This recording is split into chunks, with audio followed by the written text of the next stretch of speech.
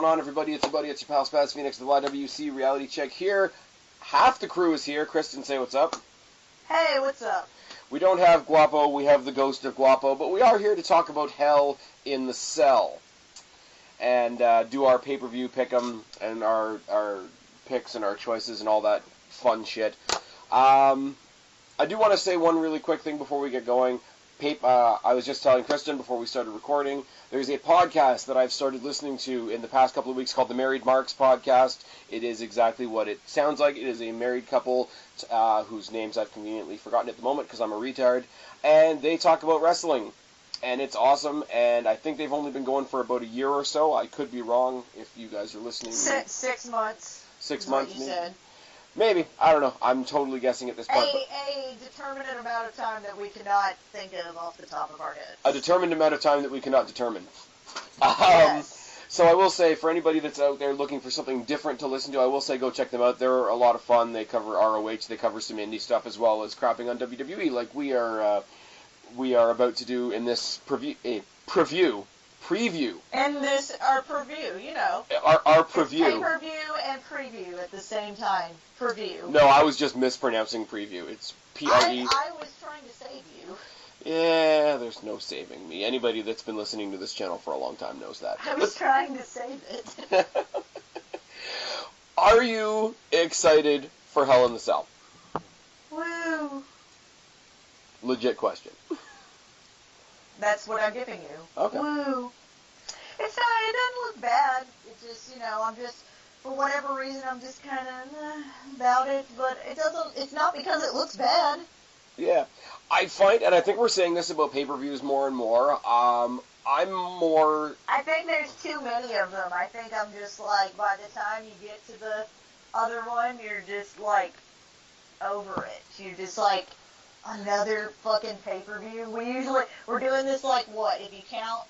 No Mercy. I guess NXT doesn't happen all the time. I guess TakeOver doesn't happen all the time. But I mean, if TakeOver happens, you're talking about what, like 3 fucking pay-per-views a month when TakeOver happens? We did our preview tackle for No Mercy literally 2 weeks and a day ago. It's just like, P.S. Yay for doing this on a Friday. Yeah, I didn't really want to. I go to school 2 times a week now, so I didn't want to do it while I was driving home. That's a thing. That is definitely a thing. And as usual, I got a couple things to talk about before we get into the actual matches and the pick 'em. And you've got your picks, correct? And you've actually pulled them up and stuff. I've got Guapo's picks. I have them pulled up. I've got Guapo's picks. We're going to talk about those. Mizark 10, as is becoming the trend, is sending me his picks before we do the pick 'em, so I'm going to include those as well. Also, Melvin Salim, so shout out to both. I was about to say, Mizark 10 will probably fucking win like he always does, like every goddamn week. Actually, you know what? I don't even think that's true. There's one of the people that does it with us all the time, like, wins. Like, maybe not every time, but consistently. To the point where I'm almost convinced that they work for WWE, and they're cheating. Well, let's see. Guapo, Cheney, I did Strife. I did awful last time. Yeah, you did. I did completely awful. I don't think you did much better than me, but I did fucking awful. You, me, and one of my coworkers from work, our picks were the drizzling shits. For No Mercy, I'm just putting that one out there. So bad. But no, I'm going to look at it. We started with the Backlash / TakeOver Chicago, and that was Guapo, because we combined those two. Extreme Rules was Cheney 815. Money in the Bank was Cheney 815. Great Balls of Fire, remember that awesome pay-per-view? Was Strife. Battleground was Guapo. TakeOver Brooklyn 3 was me. I finally won my own game. SummerSlam was Cheney for the 3rd time. And Mizark actually picked up a win just 2 weeks ago. Oh, so it's Cheney that wins all the fucking time. I know there's somebody that wins all the goddamn time. Cheney, who I feel bad for because I think he's actually changed his screen name to something else that I can't remember, and I think I botched it in my Q&A as well. Side note, go back 2 videos. The Q&A for September is there. If you want to be in the Q&A for November, put your questions. Rah. Kristen even put a question down there. I'm just saying, I think you're cheating. I'm salty about it. Oh, don't. There's a joke I could make there that I'm just not going to do because I'm a good person. Alright, let's talk about 3 names before we talk about this show. Let's talk about Aiden English, Sami Zayn, and Ty Dillinger. Aiden English is lumped into this Rusev-Randy Orton thing. I have no idea why, but I kind of dig it. Because he's getting to rub elbows a lot with Randy Orton, and despite the fact what we might think of Randy Orton, he is their other Cena when Cena's not there, or at least that's what they want us to think. So he did a fairly good job at helping Jinder Mahal look like a kind of legitimate and not out of nowhere champion. Pardon the Randy Orton pun. Yeah. I don't know. I'm so surprised that they're doing anything with Aiden English right now that I'm going to take it as a win. Because he was doing this gimmick in NXT, and then they partnered him up with Simon Gotch, and they did the Vaudevillains thing, and they totally forgot about this gimmick. I was almost convinced when Simon Gotch was let go that he was going to get let go too? English was not far behind him. Yeah, I don't know, because he's good. And I hate to say this because it's becoming such a cliche thing. Put him on Raw, put him in the Cruiserweight division. Which finally happened to Kalisto. Yeah, and I love how Kurt Angle was like... Except he came out looking like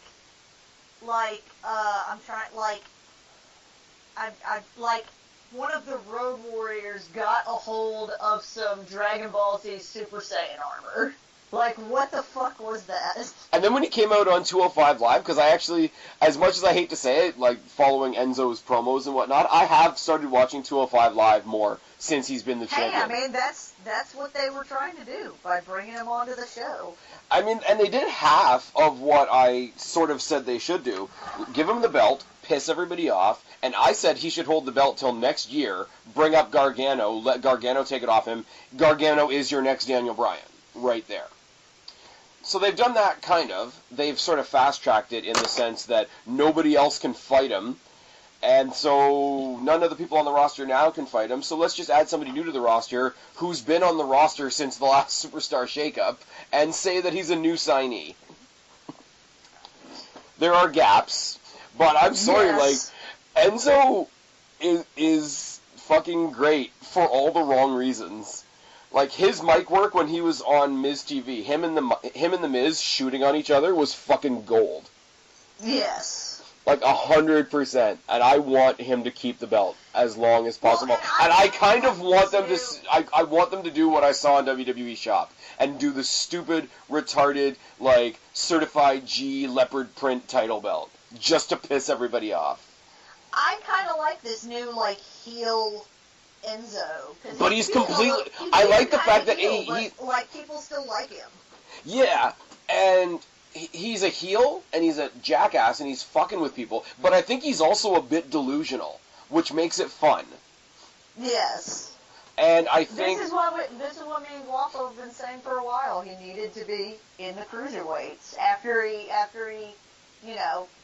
clearly they weren't going to do anything with him and Big Cass. The only thing I think that they're gonna miss the mark on is I think they're trying to take his character in a little bit of a like an Eddie Guerrero, Ric Flair direction where he's it's total Eddie Guerrero, like up. Like I lie, I cheat, I steal. I stole the belt. I trick people. I cheat my way out of victories all the time, but people are gonna love me anyway because that's what I do. You can't do a gimmick like that without people comparing it to Eddie Guerrero, and I'm sorry, Enzo doesn't compare it to Eddie Guerrero. No, like, there's no comparison. No, there isn't. So, as much as it would be cool if it was an original idea, I don't think it works, and that's not the first person, or that's not the last person I'm going to say that about tonight, to be perfectly honest with you.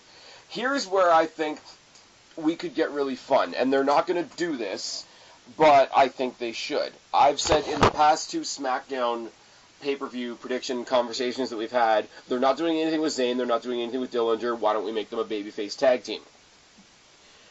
I'm going to change that slightly.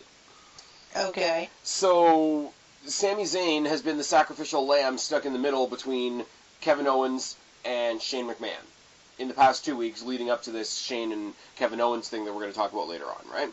So they've used him as like sort of a beating prop to further the story along. The same thing that they've done with Dillinger in the whole triangle situation with Baron Corbin and AJ Styles, which again we're going to talk about later. So here's two guys that are talented as fuck that the crowd wants over, that should be getting over because they're that good, and they're just being used as pawns or secondary characters in the two of the main stories going into this pay-per-view. I say this pisses them off. I say they storm the pay-per-view tonight as a heel tag team. I can't see Sami Zayn as heel, though. I could see him being as, like, okay, not a heel, but, like, the babyface that was pushed too far and, like, snaps.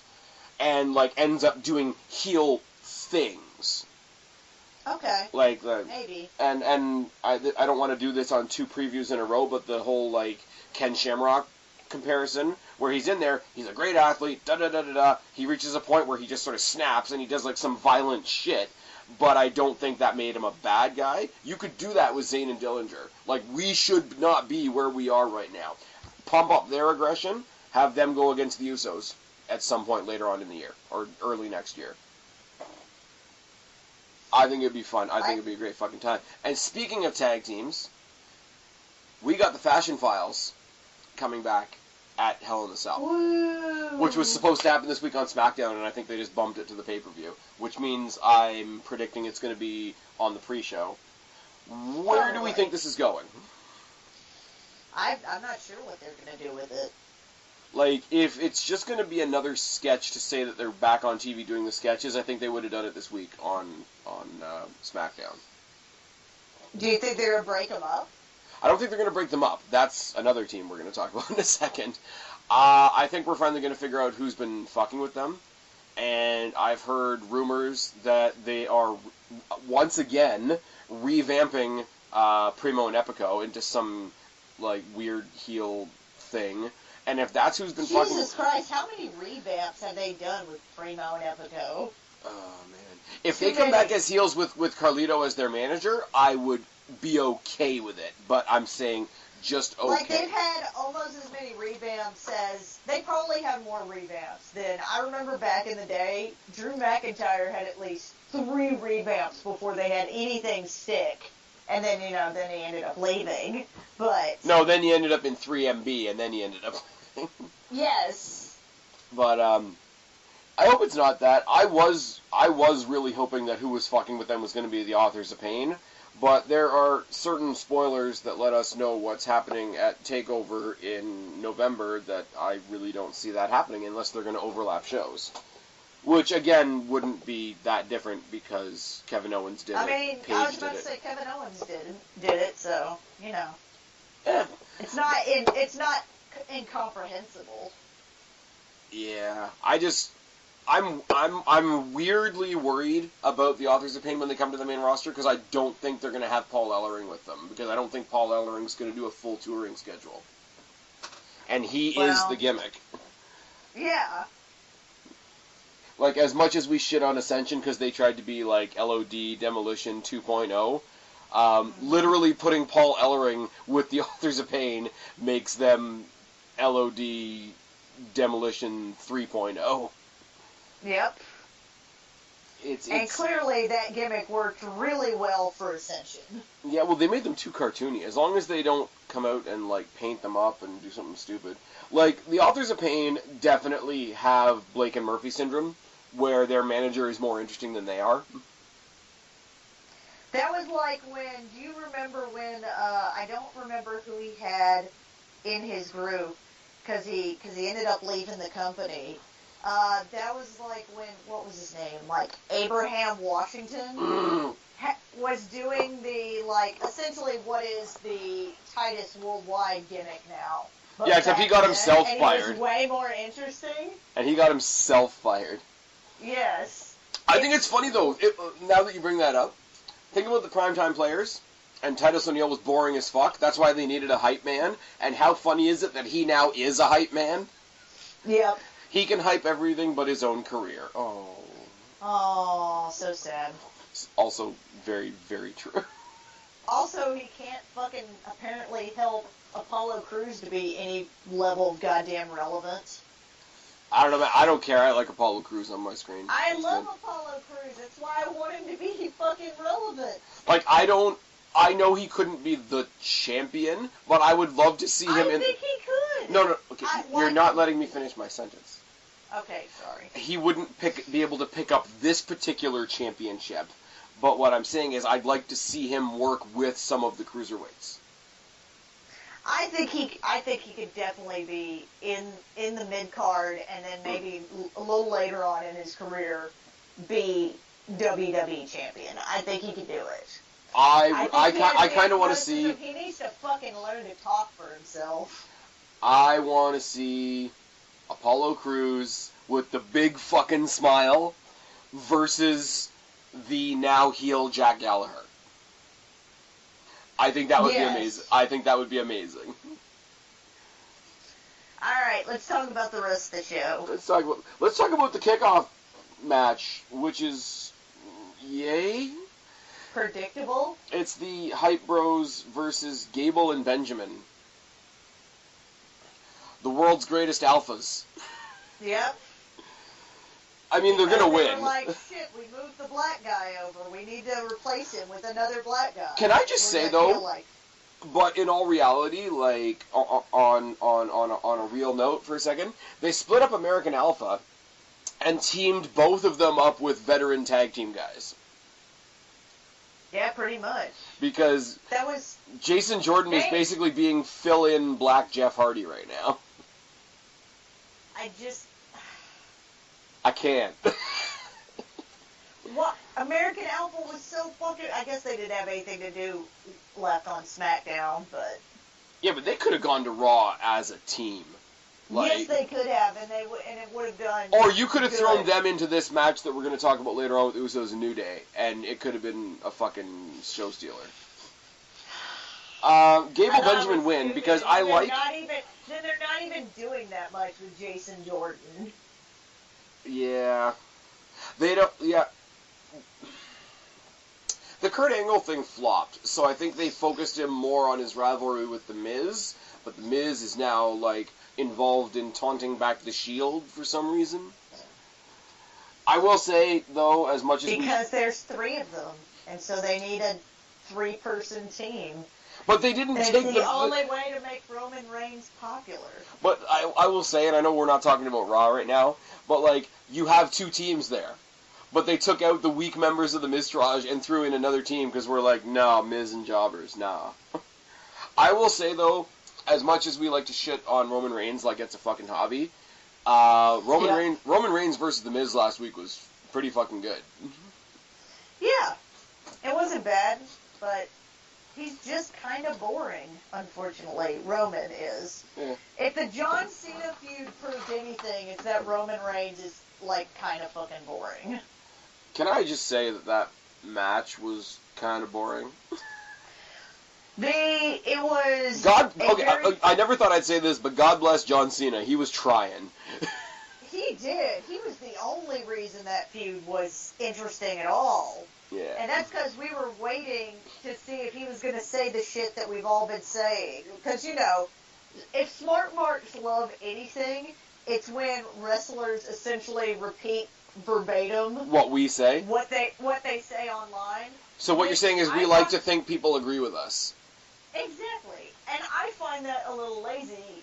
Like, I don't understand why a bunch of smart marks... I don't understand why, like, the smarkiest of the internet crowd, like, fucking, like, jizzes their pants over that shit.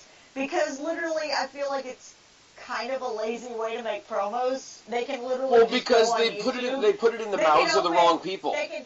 You put those promos in the mouths of Daniel Bryan or CM Punk or later on like Johnny Gargano or somebody like that, and we will eat it up with a spoon, and we should.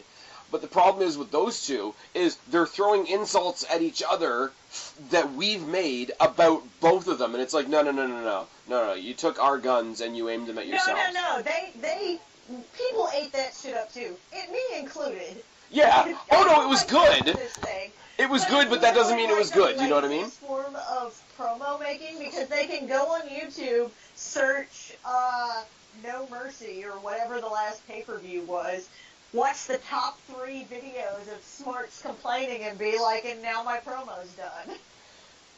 I will just say what they said. Are you saying WWE's listening to us? In the laziest way possible? Yes. They are not listening to us, but they are definitely like, that's a good thing to say to somebody. Well, I mean, they have to listen to us. They're copying us.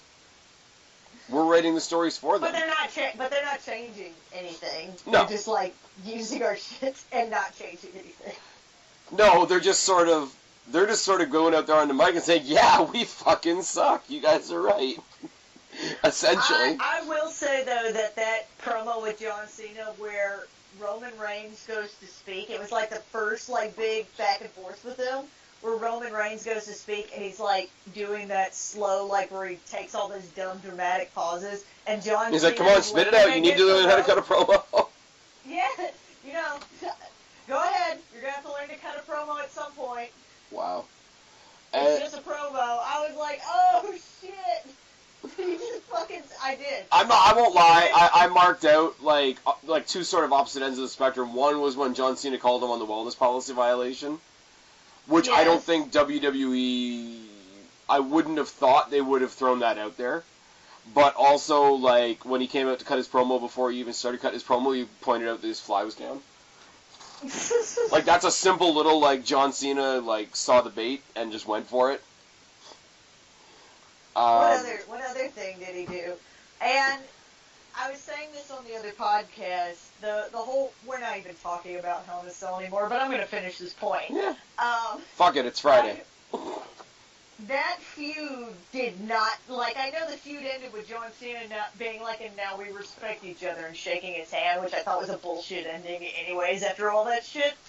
I'm terrified that they're going to make them tag team champions at some point. Those promos, especially with Cena, essentially, like, annihilating him, eviscerating him on the mic, made Roman Reigns look so fucking weak. Yeah, and WWE thinks they're building sympathy for him. No, we're just like, yeah, look, like John Cena's like, look at this guy, is he a piece of shit? We're like, yes, he's a piece of shit, like you sort of are too, but he's a piece of shit. That's what I love about it, though, because the fans are all sitting there, and it's like if a fan got a chance to sit down and say to Roman Reigns what we wanted to say, and I'm saying Roman Reigns the character, like, don't get me wrong, but it's like, you want to sit down with Roman, and it's like, look, we hate this guy, but you're so bad, we're cheering for him.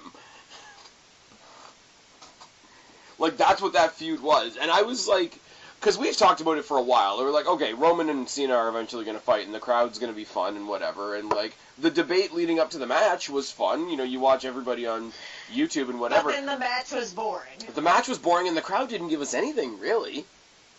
Like, the crowd started the match with... It reminded me of, remember that feud? I think it's for WrestleMania 25. Randy Orton, like, you know, went fucking psycho and, like, you know, like, DDT'd Stephanie McMahon and... Oh, and, like, kissed her when she was unconscious? Yeah, exactly. And you know, so then Triple H, like, fucking attacks him at his house and, like, all this shit. It was a great feud that led up to the most boring, god-awful match.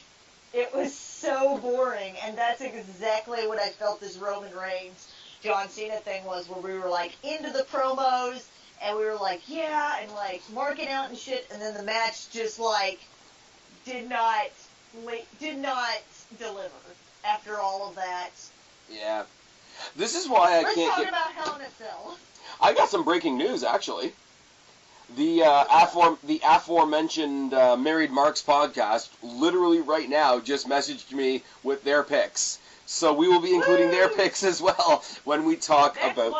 That's why we were talking about Raw. We were giving them time to get their picks in. I wish I could say that I had that much good planning on the end of a Friday. Again, I'm trying to save you, dude. I'm trying to save you the time of trying to save me.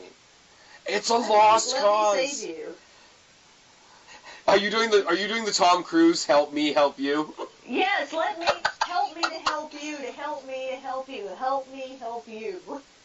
Hey YouTube, show me the money. Anyways, that just happened. All right, so Gable Benjamin are winning.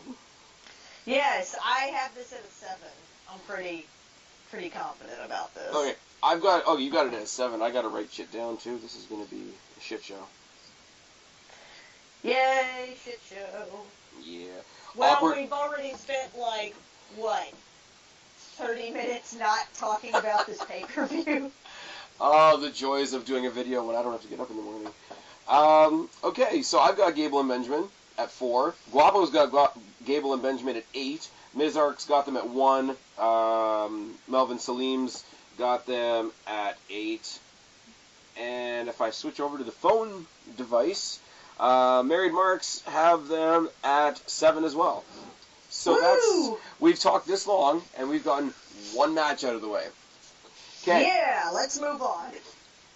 So we talked the hell out of that, so let's go with one we're not going to talk about too much. Orton and Rusev, again, for reasons. I've got Orton at 2. I want to tell you what my rating is for it now, and it's not really a rating of how sure I am about the match. It's more of a rating of how much I give a fuck. It's a 1, isn't it?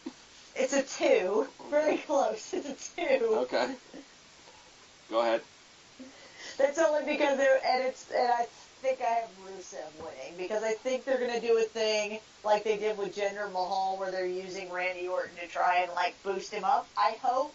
Or else then there's really no point to this feud. Can I just point out that we traded Lana for Aiden English? I don't know that that's a comparable trade for most men. No, I got nothing. All right, Married Marks have Orton at 2. Married Marks have Orton at 2. I've got Orton at 2. Guapo's got Rusev at 1. Mizark has Orton at 7. Melvin Salim's got Orton at 2. And you've got Rusev at 2. And we all care about this match so fucking much that that's all we're going to say about it. We're going to say nobody cares. Yeah. Moving on. I'm going to say that I don't care about an AJ Styles match. Wow, that's a weird thing to say. Yes, it is. Can you blame me? No, maybe? Dillinger should be in this match. Unless they're going to go on the pre-show and Daniel Bryan's going to announce, hey, look at all this crap that Dillinger's done the past couple of weeks. This is now a triple threat match. Dillinger should be in this match. I don't disagree with you. Dillinger should be in this match instead of Corbin. Not even a triple threat match. They're trying to do they want Corbin to be a thing, but they don't know what to do with him. I mean, because clearly they want him to be a thing because of his look and whatever,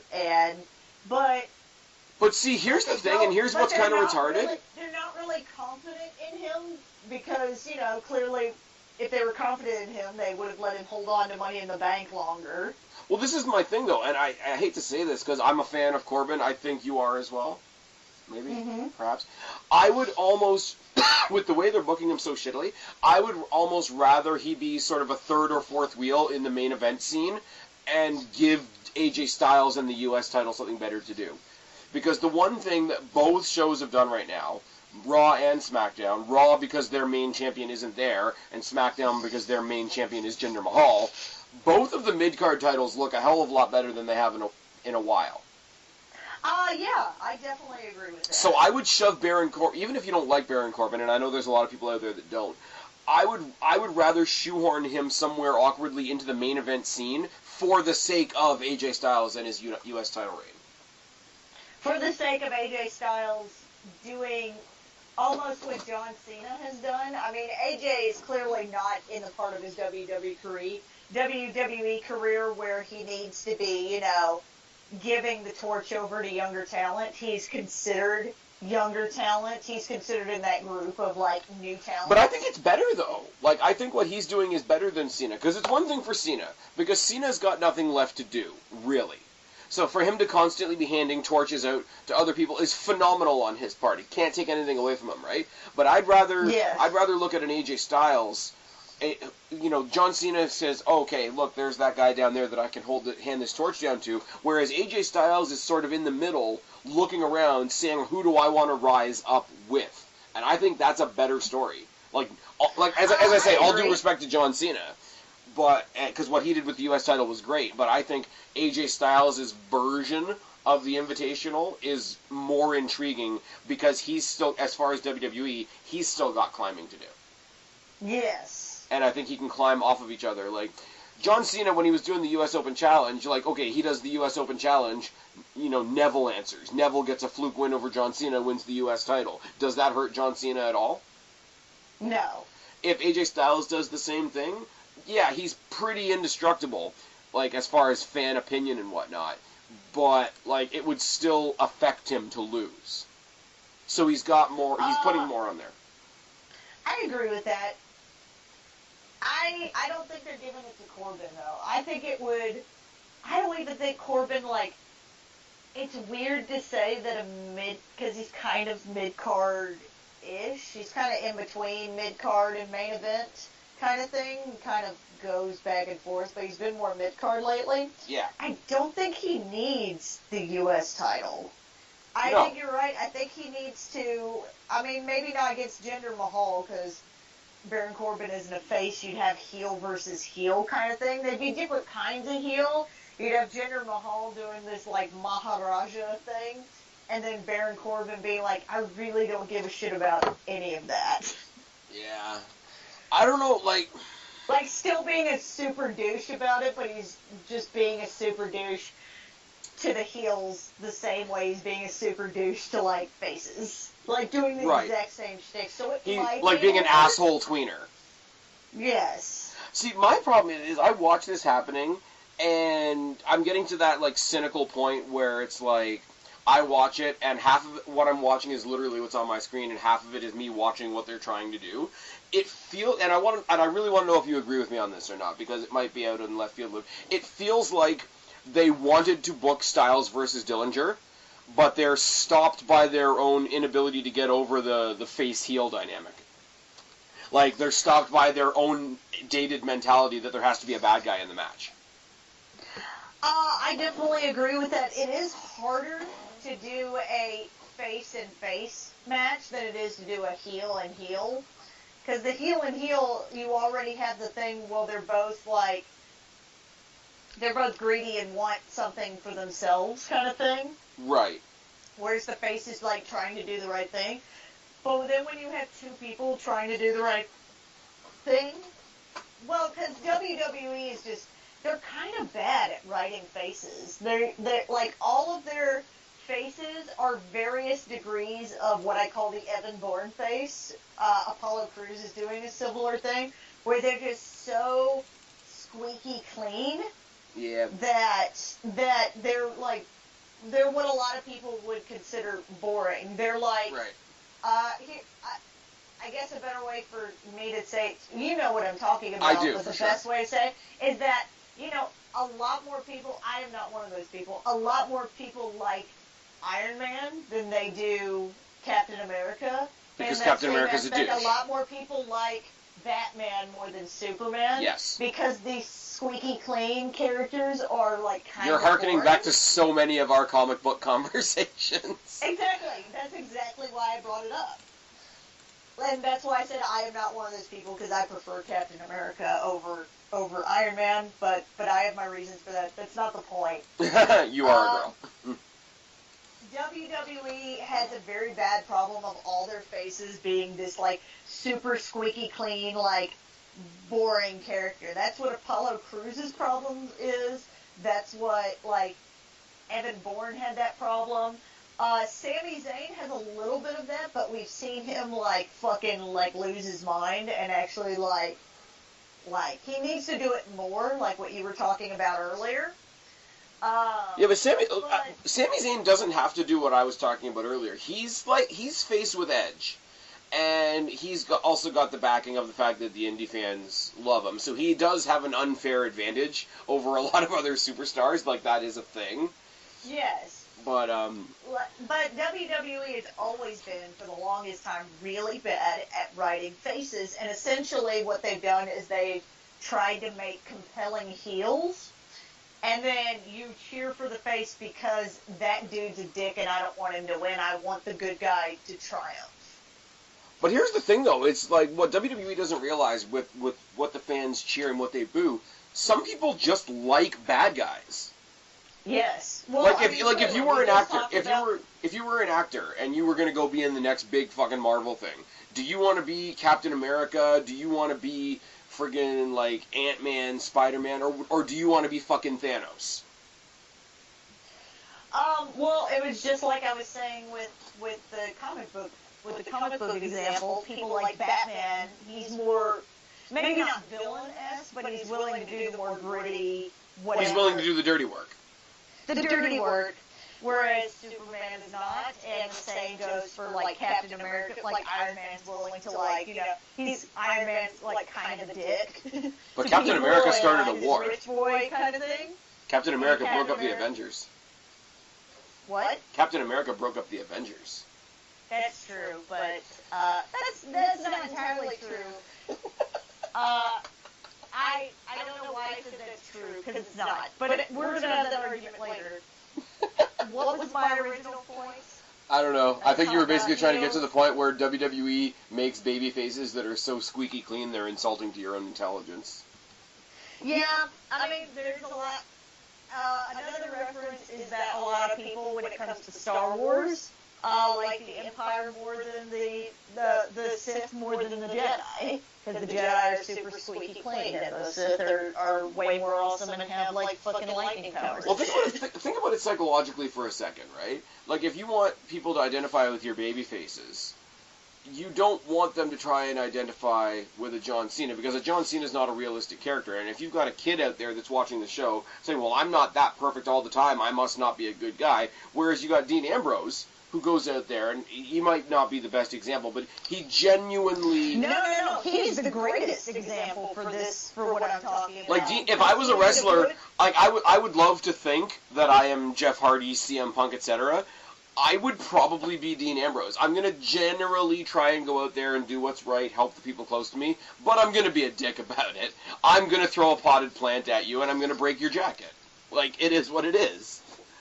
Dean Ambrose does the wrong thing, but for the right reasons, kind of thing. Like, he does the right thing. He's like the anti-hero. Like, he's very, like, this'll be a kind of, he's like, that's why a lot of people like Punisher from Marvel, because he's like this. Okay, if we're gonna derail, can we just say how good the Netflix Punisher looks?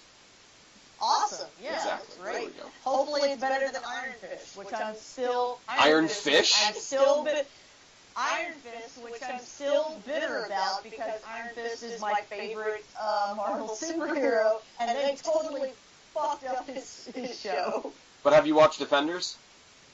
Yeah, I watched Defenders. It's good, but it's not like, when we finally got the Avengers, and how we were like, oh, holy shit, like, it was kind of, like, almost mind-blowing, like, it was, like, everything we wanted kind of thing, and you overlooked the flaws.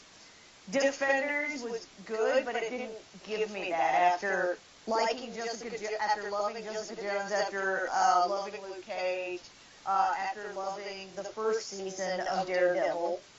The second season was alright after being really sad and depressed about how bad Iron Fist was.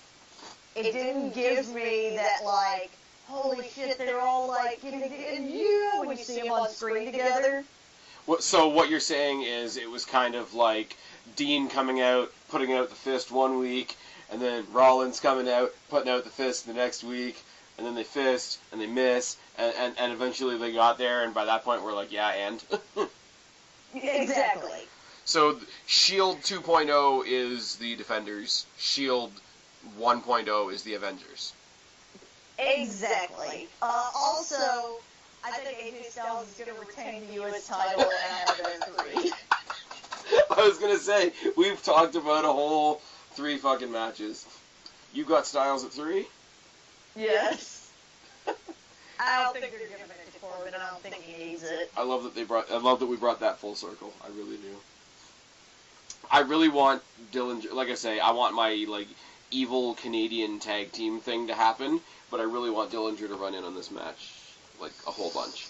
I got Styles at 3, Guapo's got Styles at 6, you've got Styles at 3. Mizart has Corbin at 2, which almost makes me want to change my vote. Melvin Salim has, I was going to say Orton, which is retarded. He's got Styles at 5. And the married marks are over here on my phone, which I made the stupid decision to put down. And I can't read. So Styles retains at 3. So we're almost halfway there. Let's talk about racism in the WWE. Great. Can we talk about racism in the WWE? Can we talk about Jinder Mahal saying that Shinsuke Nakamura is scared of Godzilla and eats cats and dolphins? We're talking about the WWE title, is it? Alright.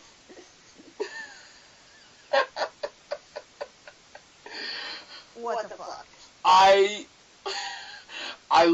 love this in the most... This is we were talking about this before the podcast started. This is WWE's maybe side attempt at being like, look, white people aren't the only ones that are racist. Minorities can be racist too. I love this for all the wrong reasons. I really do. Like, there's a part of me, and here's the thing, I just finished talking about how Styles is helping the U.S. title so much. There's a part of me, because they're going so, like, SJW, anti-PC political with these two, I almost wish this was for the U.S. title. Because I'm that kind of terrible person. But here's the thing, though, and here's what I love, and here's what I love pointing out to people. Jinder Mahal isn't being racist to Shinsuke Nakamura. Jinder Mahal is being racist to Americans because he's saying, hey, Shinsuke, don't bother coming for this title because that's what these fans are going to say about you. So he's not directly being racist to Shinsuke Nakamura, but that's the way everybody's taking it, which makes me laugh. And the other thing, I'm not standing up for Shinsuke Nakamura, or as for Jinder Mahal being champion, don't get me wrong, but you can really see with Jinder cutting his promos, they're not good.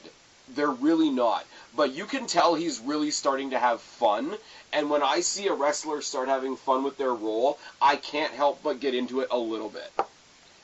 Because there was a time when he first picked up the belt, and it was all out of nowhere, pun intended, he was really like awkward in his own skin type thing.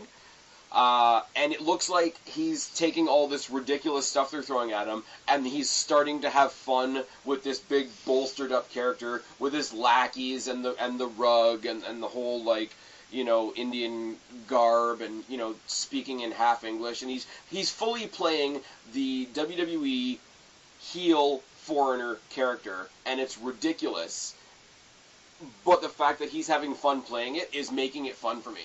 And the fact that it is so obviously not the main event makes me okay with laughing at it. I don't know how retarded that sounds, but here's my problem, is that I feel like, and maybe it's just me, and maybe I'm reaching, I feel like because I can look ahead and see what WWE's touring schedule is, yep. I already know who's going to win. Right. Because they are headed back to India soon, I just don't see any reason for them to take the belt off of him this soon.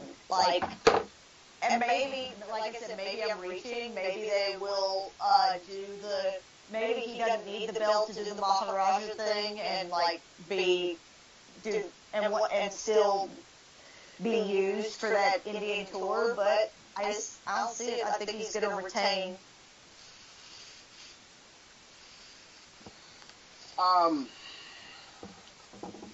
I agree with you. I think he's going to retain, and I'm okay with it. I don't want think Shinsuke. people are going to lose their shit when Shinsuke doesn't win. Of course they are, because fans are entitled. But think about it for a second. This is the last way I would want Shinsuke Nakamura to win. First of all, it's a B pay-per-view. Second of all, he's defeating Jinder Mahal, who nobody really gives a shit about, despite what I've just been saying. Third of all, how bad does this match look? It's not going to be the main event, and it doesn't even involve the stipulation that the pay-per-view is named after, which shows you how little importance they're putting on it. So, do you want Shinsuke Nakamura's first world title victory to be over a guy that nobody cares about, in a match that nobody cares about, on a pay-per-view that in the grand scheme of things probably not a lot of people care about? That's why I'm okay with it. I agree with you. Yeah, I so want a better victory later on for Shinsuke Nakamura. It's not that I don't want him to be champion. I think he deserves that moment to be better.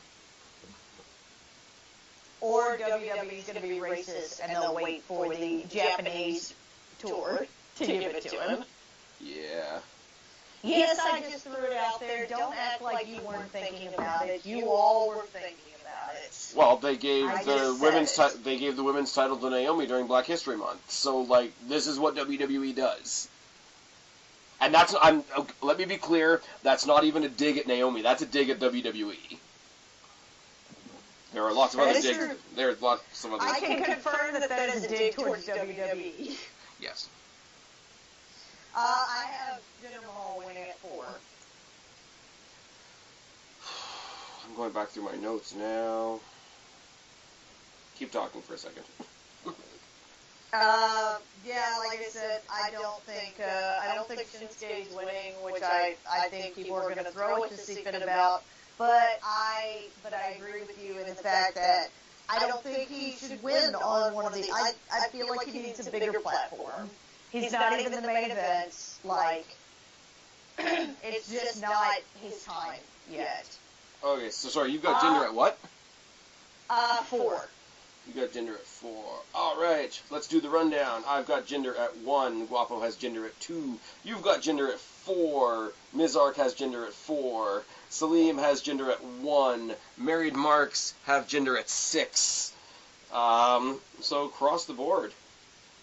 Nobody thinks Shinsuke's winning.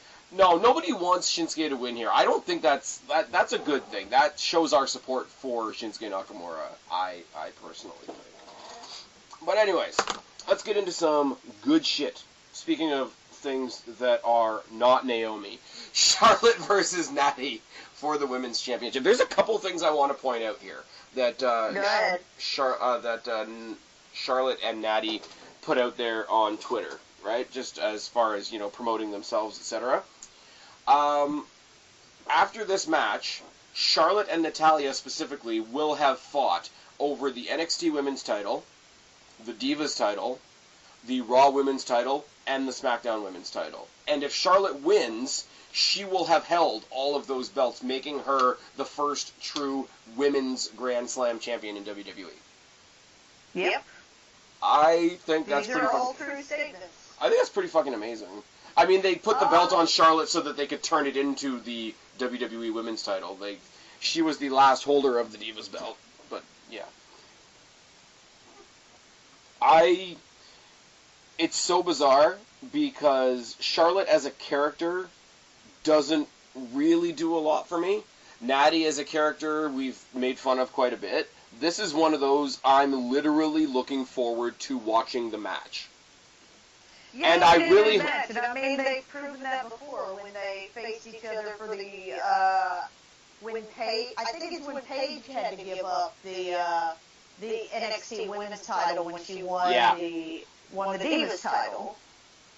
Yeah, when you had Brett there and you had Rick there, and it was a little leaning heavy on the family story, but not enough to make it obnoxious. And I mean, they've fought since then. It's almost an unavoidable thing with who they're relatives are in some aspect, to not acknowledge it at all. Oh no, I don't mean the acknowledgement. I mean literally the Rick and Brett being there at ringside for the NXT show. Like them being in each other's corners and stuff. I thought that was a bit much, but like I say, NXT does, even the stuff that they push too much, they don't push it too much to the point where it ruins it. I mean, they are wasting Aleister Black in a feud with Velveteen Dream right now. That's a bit retarded. But other than that, you know, they're not perfect. They're pretty close, though. As much as the internet crowd would love you to believe that that NXT is perfect, it is not. WWE shines yellow. Anyways, I really hope, for the sake of like the match itself and me wanting to see a really good like women's wrestling match, I really hope they keep Carmella out of this. I really do. Oh yeah, that's right. She still has Money in the Bank. I hope so, but I would not be surprised that I'm giving away who I think is going to win. When Charlotte wins, that they don't do that just to, you know, start the next feud. Right. Like just to jump off like right away. But see, here's the thing though. Like I've heard a lot of people say, and I am picking Charlotte, and I have issues with that as well. So they put the belt on Natty for a hot minute. I think it was sort of an appreciation thing more than anything else for what she's done for the division. But I mean, if you have Charlotte win, and then Carmella cashes in, and then Charlotte gets her rematch, and Charlotte and Carmella have a feud going forward, what do they do with Natty at that point? Because you can't just make it a perpetual triple threat match. Like, that doesn't work. No, and they probably won't. They will have her feud with somebody else, or she'll go away for a little while, or what. I mean, if they do start the thing with Carmella right now, then that's what'll happen. I think she'll fade into the background. Yeah. The other thing, and it's kind of distasteful for me to say, kind of distasteful for WWE to do, a lot like the Nakamura situation, I'm picking Charlotte, but I don't want Charlotte to win on Sunday. Because if you won't be, like we said with Naomi before, they gave her the title because it was Black History Month, and I thought that was a bit cheese. It was really a lot cheese. It's going to feel like one of two things. It's going to feel like, here's a belt out of sympathy because of all the very publicized health stuff your dad just had, or here's a belt right now because we're trying to plug you and your dad's book. And even if it's not that, even if it's just, you know, her coming to SmackDown, finally getting her hands on the Grand Slam status, it's going to feel... we knew she was going to win eventually. We thought she was going to win, like, a while ago. Yeah, and I'm okay with the fact that they didn't do it right away. Like, you could tell they probably wanted to. Well, because by the time she came to SmackDown, we were so over Charlotte on Raw. Yeah. That I think to immediately give her the SmackDown Women's title, I think we would have been, like, just... fuck off. Over it. Yeah. Yes, we would have been just over it. Now, I feel like, maybe not everybody, but I feel like now more people are like, alright, we can see Charlotte win the title again. What will be odd is that it will be her, like, what? 5th or 6th title reign at that point? Yeah? The record is 7, held by Trish Stratus. And both her and Sasha, although the way they did it with Sasha is super fucked up, she can win a title, she just can't defend it. Like, it's bad. They're not even a fraction into their career as far as Trish Stratus was when she won her 7th title, and, like, they're on their 5th and 6th title reign, or, like, how many times they've held the title. They've done it a little better with Charlotte than they've done it with Sasha, who literally is the champion who can't retain her title. She wins the belt, and then the next time, whether it's a day from then or a week from then or whatever, the next time she defends the belt, it's fucking gone. Can I just say, and I know we've said this a lot in this video, we're not talking about Raw in this preview, but can I just say, like, as soon as Asuka debuts and Paige comes back, I feel bad for the rest of the whole division. Because people miss Paige way too much. That's another thing that could happen. People are saying that that Paige could come back during this match. And maybe that is something for Natty to do. Can I just ask the rude but obvious question?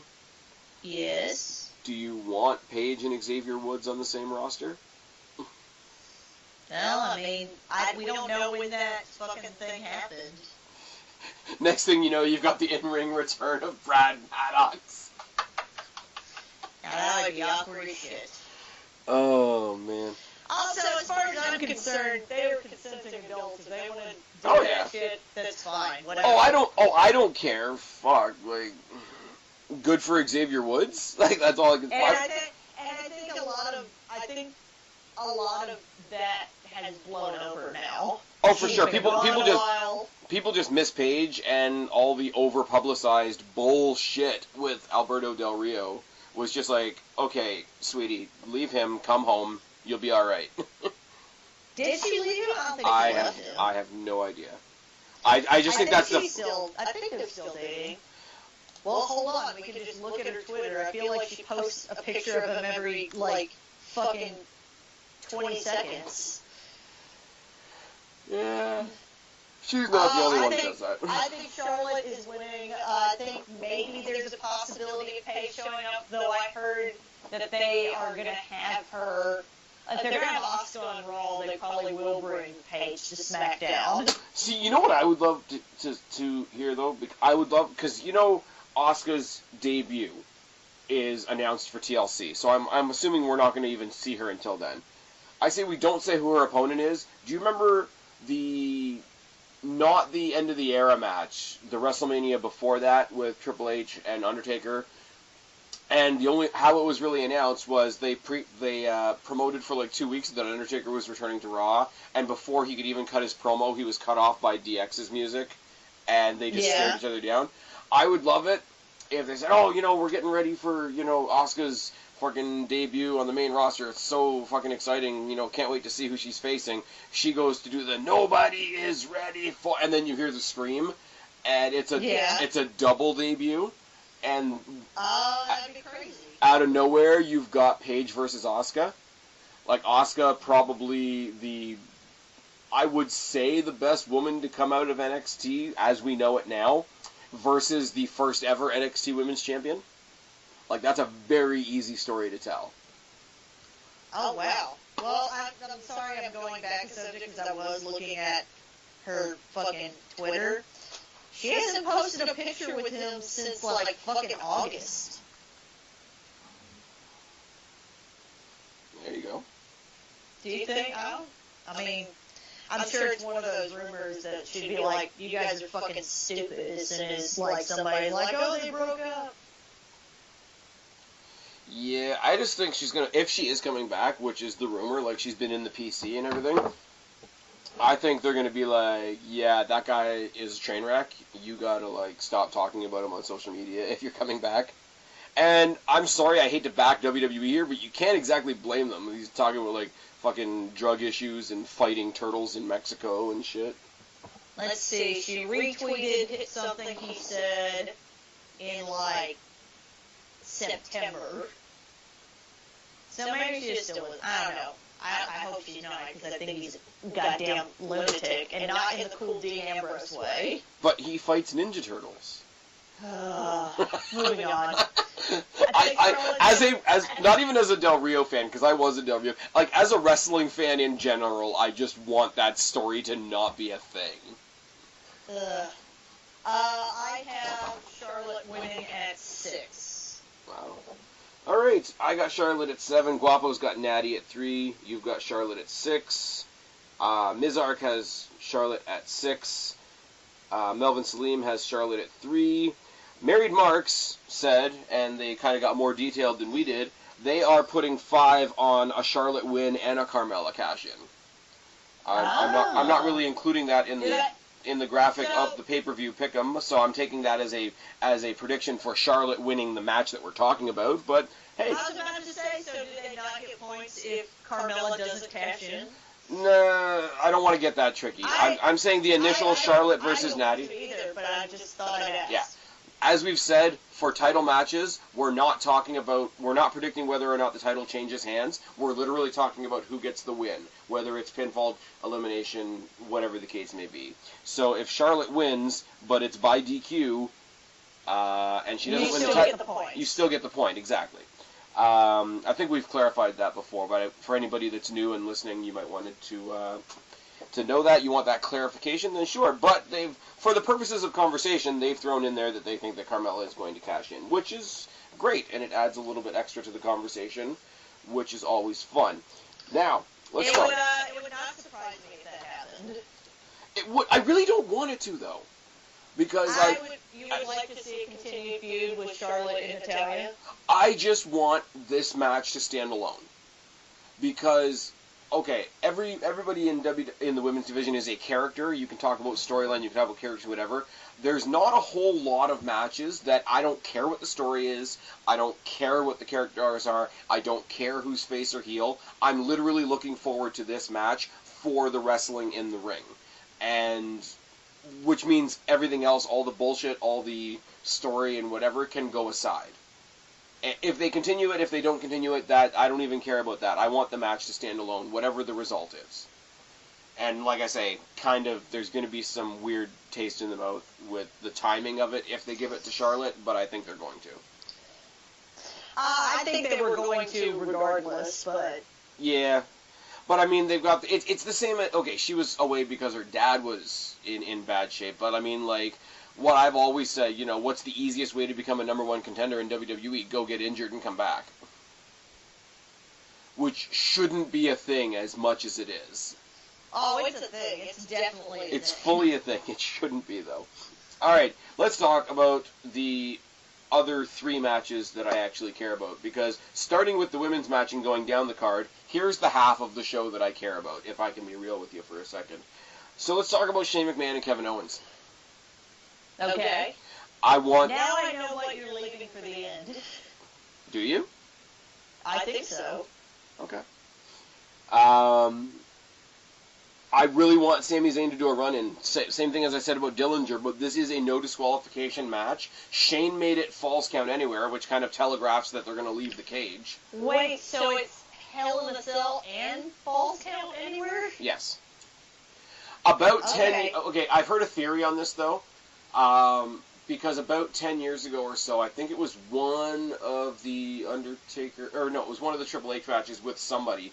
There was a Hell in the Cell that actually ended on the roof, like whoever, I don't remember who it was, but they were pinned on the roof of the cell, like against the fencing. Yeah. And there were marks out there that were sticklers to the rules that are like, that's over the ring, that's not in the ring, that shouldn't count. So I'm thinking either somebody's going to take a wicked fall, a.k.a. Shane McMahon, or whatever happens is going to happen on top of the cell. I would love to see Sami Zayn pull like a Shawn Michaels and sort of zip line down to the roof of the cell and like fuck Kevin Owens up. Or like Shane McMahon does not need to be taking this huge bump, man. The man fucking like survived a helicopter crash this year. And he's already jumped off. Can I say he's already jumped off Hell in the Cell like a year and a half ago? Exactly. And he's not young. Anymore. Like, he looks like a kid until you look at his hair. Very true. Like, that is a thing that happens. I think it'll be a good match, though. I mean, let's be honest. Shane McMahon is not known for his, like, technical wrestling or being, like, having, like, these great, like, wrestling matches. His whole thing is the spectacle of it, like fucking jumping off the shell or doing the coast to coast and that shit. I love that for WrestleMania, AJ Styles called him on it, so theirs was a regular match, and he was able to show what he can do in a regular match, but that's not what we want from him anyway. No. It's like somebody like a Mick Foley or a Jeff Hardy. Like, you know that they can get in there and throw on a wrist lock and a grapple and a takedown, but that's not what you want from them. You want fucking thumbtacks and jumping off of shit. It's like you don't really want chair shots from the cruiserweights. But you don't want technical wrestling from the cruiserweights. You want to see them fucking fly around and shit. Now, technical wrestling I'll take from cruiserweights, especially look at the Cruiserweight Classic. Technical combined with the high flying. I don't think we want to see cruiserweights brawl, and I don't think we necessarily want to see Shane McMahon have a technical match. Like, no, we want to see crazy shit. Yeah, it's what you come to expect. You want to see him do the coast to coast. And I kind of want to see Sami Zayn haluva kick Kevin Owens off the top of the cell. That's just me. Because I'm a terrible, terrible person, and I apparently hate my fellow Canadians. You know what's weird to me is that they do not give Sami Zayn a chance unless it is with Kevin Owens. They don't give Sami Zayn a chance to be in the main event unless the main event needs the Sami Zayn element, which is so fucking retarded. Yep. It's so bad, and it would be so easy for him and Dillinger to do this heel tag team that I'm talking about. Because I would love for them to come down with an attitude, like you figure they're just going to break somebody's neck, but then as soon as they hit the ring, they lock you into like some super technical shit. Mm-hmm. Yeah. I don't want to say Chris Benoit, but Chris Benoit. You're like, I don't want to say it, but I'm going to say it. But there's no better comparison that I can make for what I want to see from that team that's never going to happen, which makes me sad. Nope, sorry. Aiden English is getting more over than they are. Can I just say that one more time? Aiden English is getting more over than Sami Zayn and Ty Dillinger. Anyways, I think this is pretty... it's actually not going to be across the board at all. Two rumors. We've got to get into the rumors. Next pay-per-view for SmackDown is going to be Survivor Series. Two things that could come out of this. Either Team Shane versus Team Owens, or, potentially, he puts Shane on the shelf, and this leads to Owens versus Triple H. I think that's kind of what they're, like... I thought that, too. I saw the, like, he's going through the McMahons kind of thing, and he's already attacked Vince McMahon. So I kind of thought, Triple H, you married Stephanie, your name is now McMahon. Exactly. So I kind of had that idea that maybe this is leading to Kevin Owens fighting Triple H at WrestleMania, which is like, if you're not going to be the main event, and if you're not going to be the main event, and if you're not going to be, I would even say, if you're not going to be the main event of WrestleMania, fighting Triple H is like the second best thing you could be doing at WrestleMania. If Undertaker is retired, the new... I'm going to get shot for saying this, but the new facing Undertaker at WrestleMania might be facing Triple H. I don't disagree with that, because that's been kind of a trend that's been happening. Like, it happened with Daniel Bryan, and he became really big for that. The only thing I will say, that if Triple H is not going to fight a young guy, is that we finally get what I've been asking for, and that's one more match, Triple H versus The Rock. Maybe. I don't think that'll happen, but... I did a video a couple years ago on, like, the 20-year feud, and it would be 20 years, because it started in 97, the 20-year feud that these guys had, and I'm going off topic for a second. Basically, the video that I did was like, okay, they fought when they were young guys, when they were Hunter Hearst Helmsley and Rocky Maivia. They fought when they were in the Nation and in DX. They fought for the Intercontinental Championship. They fought in ladder matches. They fought in cage matches, cell matches, and then they pushed themselves from the bottom of the card to the top of the card. Same two guys fighting for the championship. Like, of the two, okay, when you make your list of quote-unquote potential people for WrestleMania, Triple H and The Rock are usually in your list of potentials. That is the longest story you could tell. And I want to see it. But if they're not going to do that, Triple H better be facing a young guy, and I think Kevin Owens is a good one. I would actually love to see Triple H versus Samoa Joe. Well, I mean, I think I think they've moved away from it now, but Samoa Joe is kind of like their, like... New Triple H?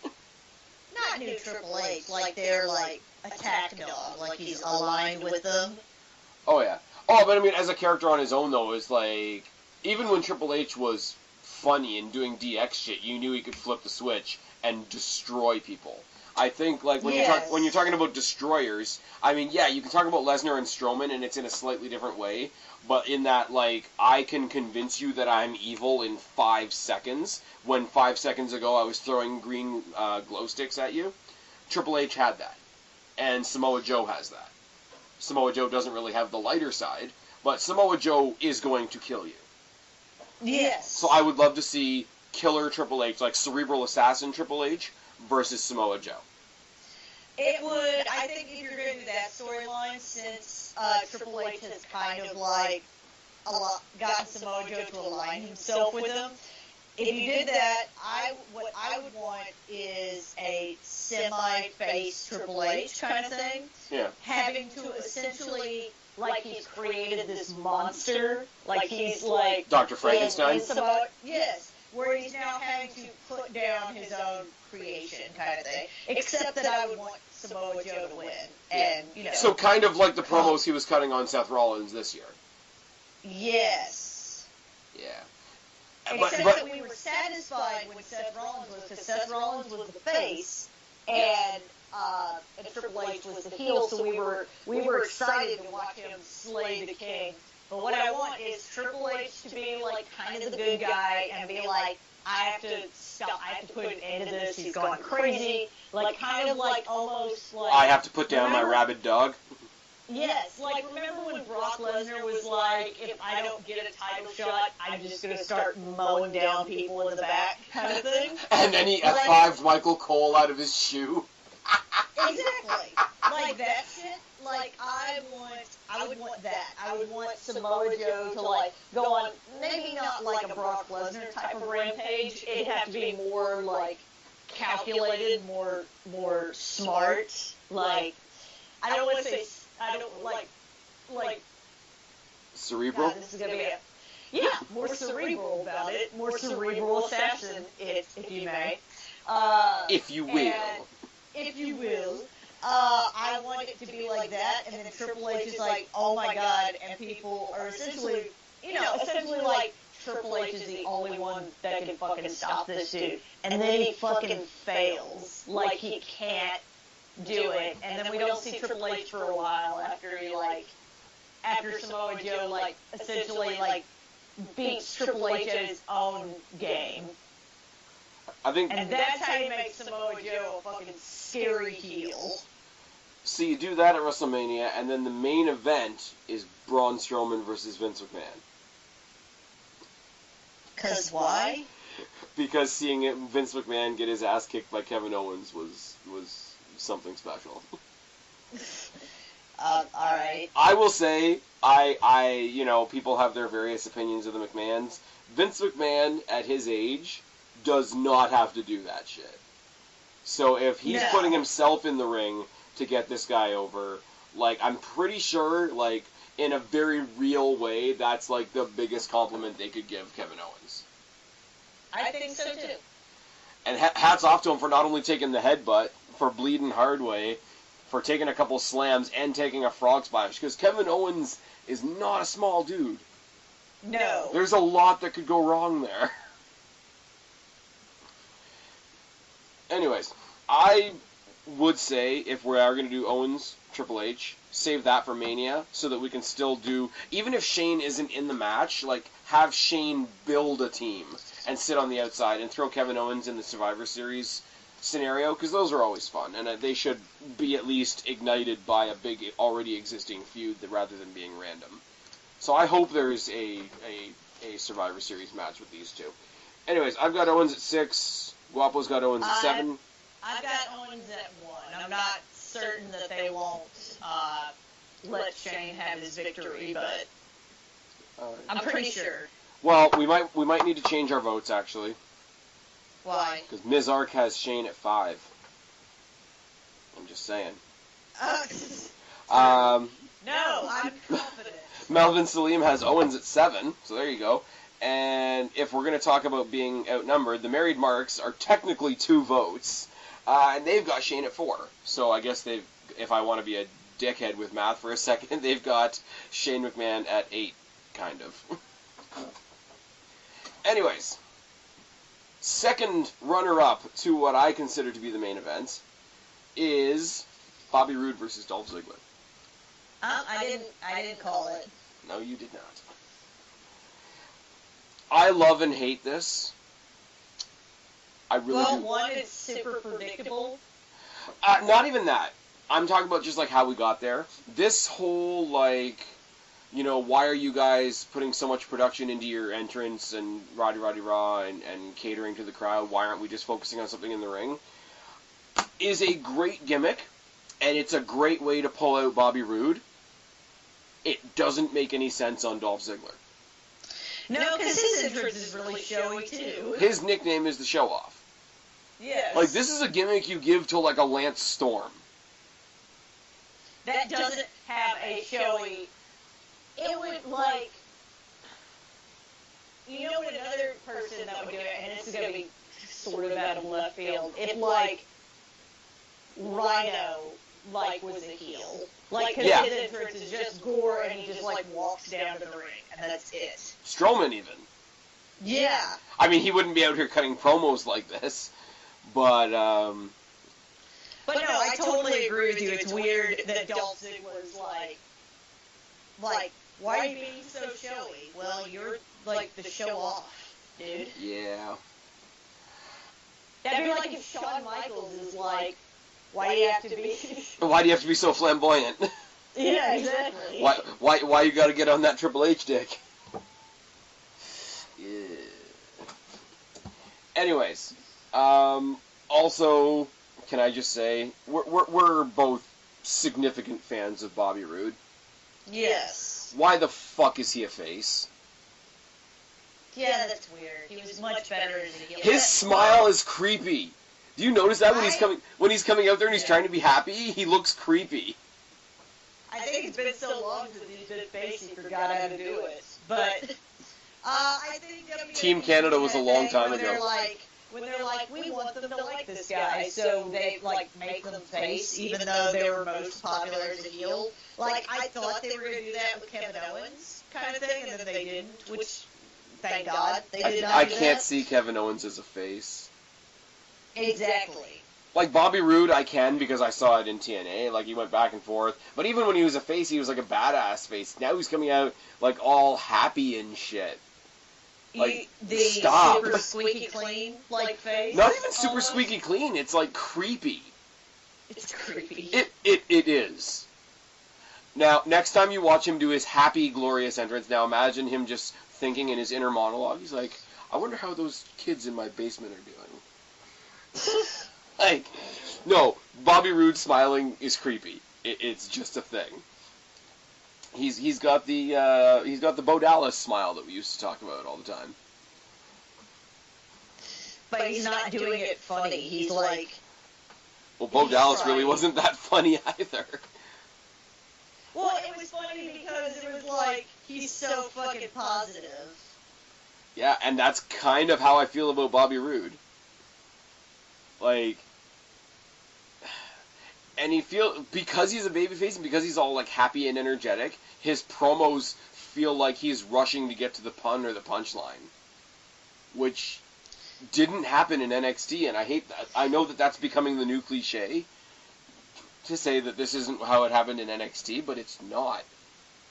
And this would you'd have to get to it a different way, but I would be just as down, if not more down, for seeing this exact match, with the roles reversed. Because as much as people have kind of given up on Ziggler, I think people out there still kind of want good things for Dolph Ziggler, recognize that he hasn't gotten good things, and any little scrap of, like, getting ahead of anything is good at this point. So keep playing that up. Keep playing up the desperate Dolph Ziggler. Remember last year?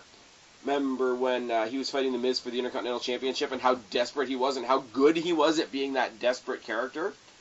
Put that against the Bobby Roode that we know Bobby Roode can be? Well, they want Bobby Roode to look good. Who makes everybody look good in WWE? Dolph Ziggler. Yeah. Oh yeah. In the ring. In the ring, it's. I'm gonna harken back, and I'm gonna get a little repetitive here, but we said it about the women. I say it here too. I don't like the story. I don't like how we got here, the logic of it, but I don't care once that bell rings because this is gonna be a fantastic match. Like, it's not going to be, but I wouldn't mind this being the main event.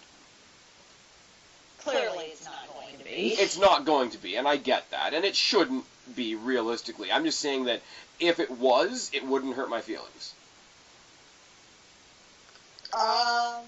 Like, all your stories are out of the way, all your titles are out of the way, we want to cap off the night in a really, really awesome way, have some great wrestling, and go home. And go home. And go home. I have Bobby Roode winning at 8. Like, there's no doubt in my mind he's winning. I have Roode at 8 as well, so do the Married Marks. Guapo has Roode at 5, Mizark has Roode at 8 as well, so there's a lot of 8s going around, and Melvin Salim's got him at 6, so I think we're pretty much unanimous on that.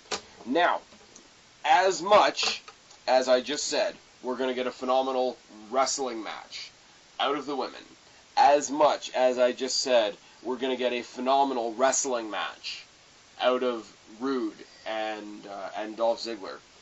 The best match of the night, and what should be the main event, has got to be the Usos in the New Day.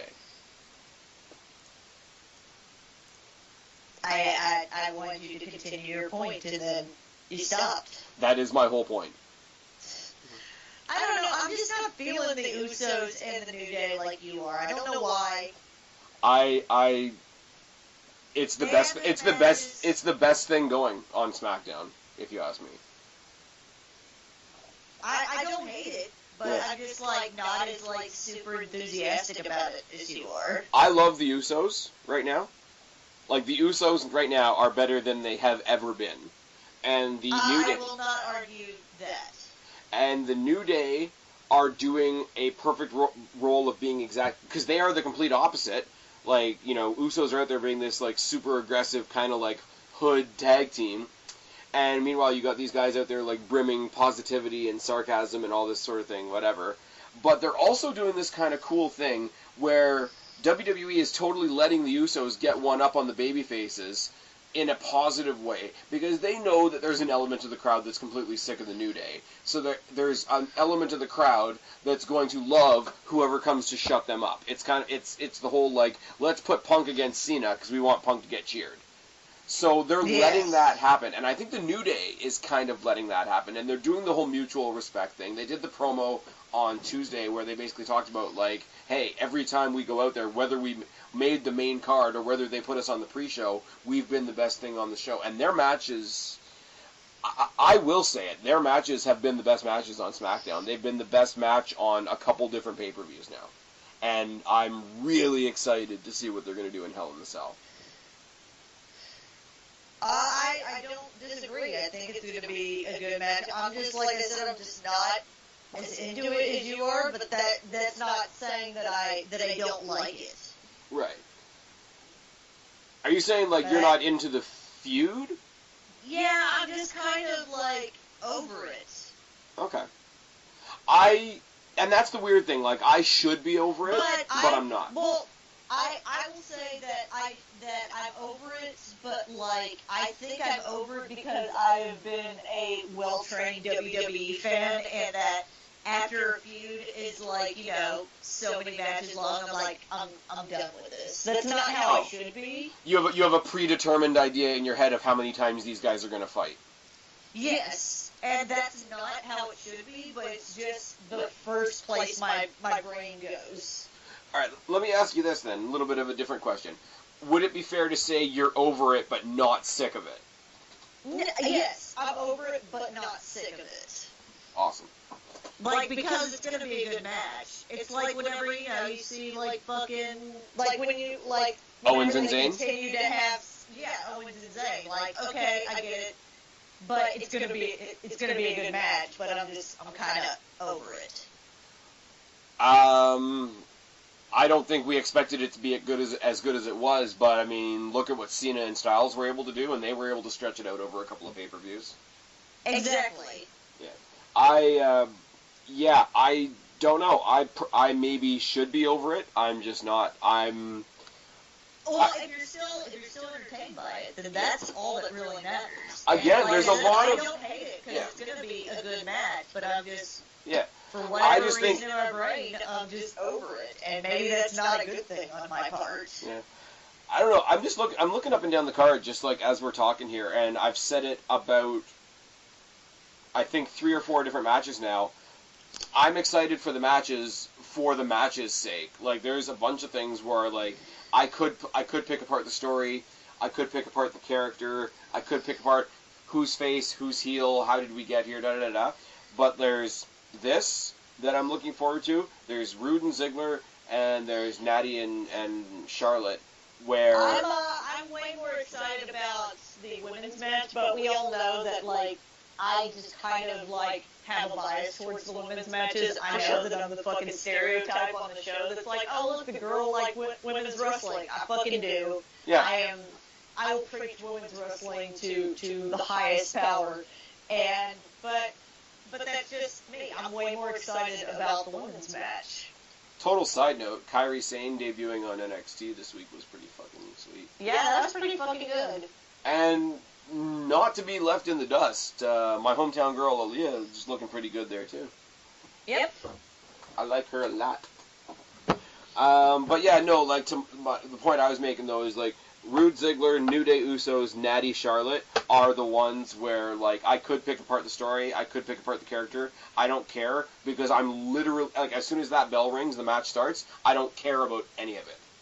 Which isn't the way we typically look at wrestling these days, but I'm just so glad that there's more than one match on one card that can make me, push that part aside and just watch the wrestling. Because that hasn't happened in a long time. Yeah, and there's definitely that missing thing where, like, we've had so many shows where you're just like... Where are they going next? I don't give a shit about anything on this card. Yeah. That anything you're excited about is probably a good thing. Well, we've had whole cards where it's just like, well, I want this to happen because at the next pay-per-view I think this should happen. Like, we've done so many cards, you, me, and Guapo have predicted so many cards where it's just like, let's get this pay-per-view over with because we want to get to here. Or, hey, this match is going to be good because I bet you this person's going to run in, or this person's going to run in, or this is going to, like, some outside element. Like, Money in the Bank being the one exception, Carmella is going to be there. But there's so many shows that we've watched that hinged on something that wasn't part of the show becoming part of the show, and I don't think we have that here, honestly. Like, the world title match is the match I care the least about, but even that, I can, in my own fucked up mind, I can find some entertainment in it. The one that is dead in the water is Rusev and Orton. Yep, that is, like, maybe the worst card. The worst match on this card. Like, I'm even kind of, and I didn't mention it before, but I'm even kind of curious about the kickoff match, I'm not gonna lie, because they've been teasing this, like, heel turn, like, more aggressive hype bros. Either one's gonna turn heel on the other, or both of them are just gonna turn heel as a team. And that could be fun. I mean, Zack Ryder's a lot of fun, Mojo Rawley's entertaining enough, Gable and Benjamin, they're gonna try and do something. And if nothing else, they're just two more great guys to watch in the ring. Like, there's nothing spectacular on this card, but there's nothing bad. Yeah, I agree with that. I think it's going to be a fun show. Will it be one we remember in 6 months? Maybe not. Will it be something we remember in 3 months? Maybe not. Did we, I don't think we gave our things. I have the New Day winning at 5. Okay, this is going to be the one that divides us then, I think. Yep. I got Usos at 5, Guapo's got New Day at 4, you've got New Day at 5, Mizark's got Shane, because I'm looking on the wrong line on the sheet.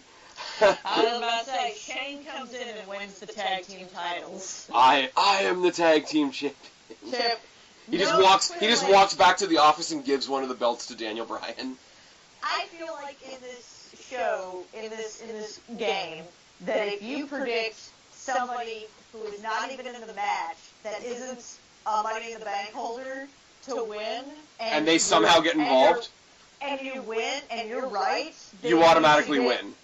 You should at least get double the points that you. Yes. Like if you have it at 5, you should get 10 points. Right. Mizark's got New Day at 3. New rule. So Melvin Salim's got New Day at 4, and the Married Marks have the Usos at 1. So you're not on an island. I'm not on an island. I'm saying it's going to divide us. New Day. You were not on an island, though. You were almost on an island. I'm going to stick up once again, though. Me and the Married Marks are the ones that are picking the Usos, but the Married Marks are 2 people. So I'm going to say that I've got lots of backup. They can be my Miztourage. I don't know. I don't know them well enough to know if they would think that's an insult or not. I'm not even ballsy enough to say that I actually know them. I listen to their podcast, and we've briefly spoken on Twitter.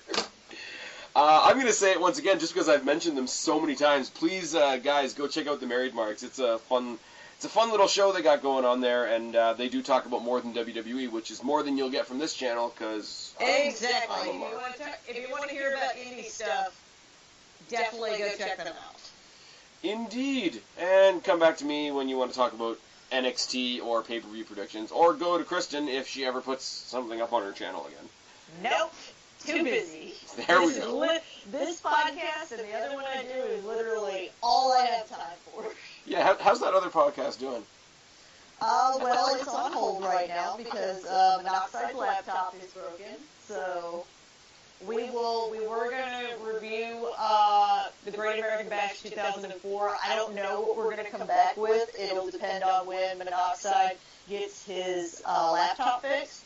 Also, just for anybody that does watch it and is like, oh, okay, well, when he gets his laptop fixed, it'll be great.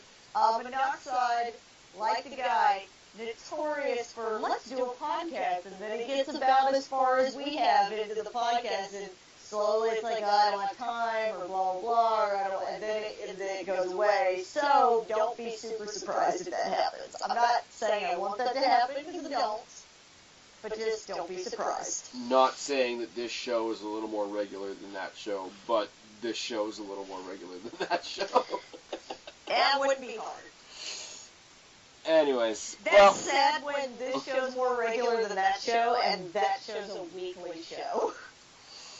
Yeah. I mean, the worst that happens with us is, like, I get you or Guapo instead of you and Guapo. Yep, pretty much. That's what happens when you have 2 co-hosts, is that you always have at least one other person, most of the time. You know what I just realized, and I should have realized this a long time ago?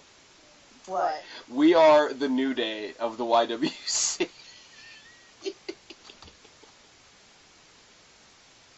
But who are each of us within the New Day? Guapo is... I bang Paige, so I'm Xavier Woods. It is your show. Does that mean I'm Kofi Kingston? I don't know how I feel about that. Just give me a pop. I don't know how I feel about that. Guapo's Biggie. Which is funny because I don't know how he'll feel about that. We should see if he says anything about it. Because Guapo, fun fact about Guapo for any of you that have made it this far. Guapo. First of all, God bless you if you've made it this far. God bless you. Guapo is notoriously bad at listening to things that he is not in. He's a little bit of a narcissist in that way. So you could literally be like, you could say shit about him, and he probably won't hear it because he is not in this show, so he may not watch. This is true. So Guapo, you are the big E of our group. Deal with it. So you want to be Kofi Kingston? Well, I'd have to be Kofi Kingston by default. Like, it's not like I want to be Kofi Kingston, but, I can't argue with the fact that you're Xavier Woods because it's your show. I am Xavier Woods for very biased reasons. And he is kind of the talker of the group anyways.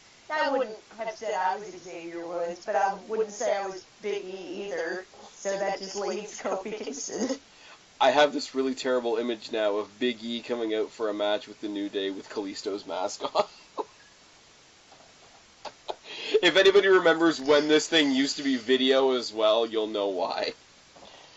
We need to end this now before this gets out of hand. So, I'm going to say follow Kristen at Black Cat Feline on a bunch of stuff. I've been Spaz. Twitter and Instagram. Twitter, Instagram. You can go check out the old videos on your channel, I guess. Yeah, but who would want to do that? Me, because you guys name dropped me a lot, and I'm a narcissist. Anyways, I've been Spaz, she's been Kristen, we are your YWC Reality Check. Subscribe up there, talk down there, start a conversation, keep all these conversations going. Don't be a stranger. I'll talk to each and every last one of you later, but for right now, me and Kristen, who are both tired as fuck, are tagging out. Bye, guys. Bye, guys. Sunshine, you're a freak like me.